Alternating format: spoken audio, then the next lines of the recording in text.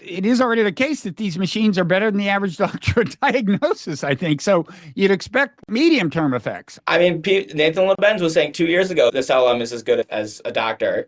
And I mean, I'm not sure why that is, but I think it's partly that benchmarks we use to analyze. It's like, for example, for lawyers, we give them the LSAT or we have them pass the bar. And those are in a format that's optimized for LLMs because it gives you all the information in the four corners. It says what the facts are. And if you Mhm. give an LLM the facts, it'll get to that conclusion. But a lot of like what a lawyer is supposed to do is like getting the client's trust, realizing when the client says one thing, actually the legally important fact is something different, and you have to ask a specific question to get to that.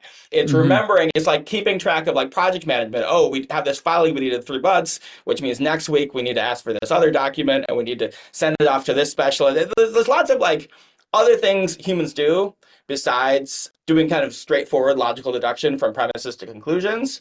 And models are not as good at that. So I think the big picture thing I see is that there is impressive progress, but I think the people inside this industry underestimate how complicated the world is and how many problems you have to solve to have a transformative impact on the world. And so it's not that the progress isn't fast relative to the past for AI, it's that the problem they're trying to solve is really, really huge, and they're just kind of underestimating it. And I feel like I was really scarred by covering self-driving. 10 years ago, I was covering self-driving very carefully. And you have the same kind of vibe. It's like we really figured out how self-driving works. You know, Google did its first driverless ride in October 2015, and lots of people thought by 2021 or so we're gonna have cars Mhm. with no steering wheels out in the market by the mid 2020s. Like there'll be driverless taxis everywhere.